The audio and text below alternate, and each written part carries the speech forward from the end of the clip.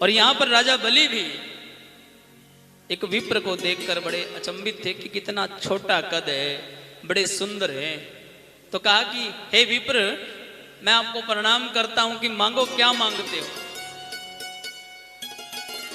अब राजा बलि को कहा वामन भगवान ने कि महाराज, मैंने सुना आप यज्ञ कर रहे हैं और मैं आपके इस यज्ञ में आया हूं, मेरी एक इच्छा है।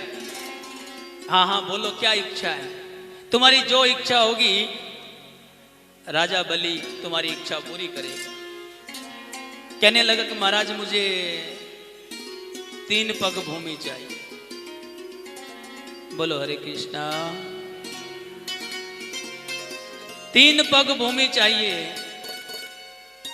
राजा हंसने लगा। राजा कहने लगा कि अभी उम्र बहुत कम है इस विप्र की, ब्राह्मण की, जैसी बुद्धि है ऐसी बातें कर रहा है। कहा कि हे विप्र, अगर तुम कहो तो मैं तुम्हें छोटा सा राज्य दे देता हूं।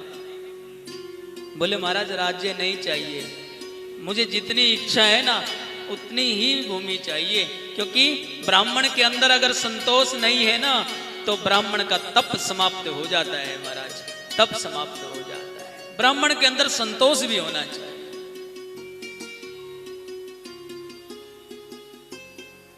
तो कहने लगे हमारे वामन भगवान कि हे राजन, मैं बड़ा संतोषी ब्राह्मण हूं, मेरे अंदर संतोष बहुत है, मुझे जितनी आवश्यकता है मैं उतनी ही भूमि लेना चाहता हूं। ज्यादा भूमि लेकर मैं क्या करूंगा, वो व्यर्थ ही पड़ी रहेगी।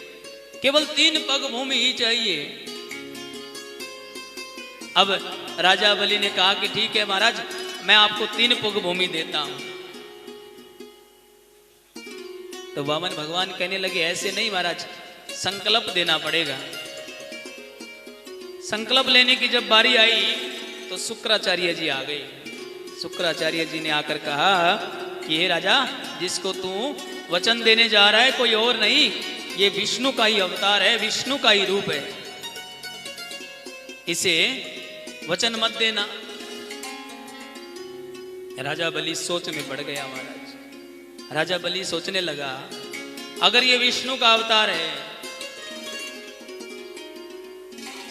शुक्राचार्य से कह रहे हैं कि महाराज, अगर ये भगवान विष्णु है तो मेरे लिए और भाग्य की बात है, मैं भाग्यशाली हूं कि मेरे दादाजी ने इतनी कठोर तपस्या की, इतनी भक्ति की, जब जाकर भगवान मिले, और आज उनका ये पोता इतना सर्वश्रेष्ठ है कि आज भगवान को यहाँ कुछ लेने के लिए आना पड़ रहा है, मांगने के लिए आना पड़ रहा है, और मैं भाग्यशाली हूं, मैं कुछ दे रहा हूं भगवान को।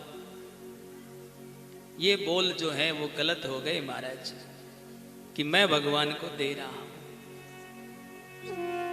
अगर ये भगवान है तो मैं भी भाग्यशाली हूं कि भगवान मेरे दरवाजे पर मांगने के लिए आए हैं।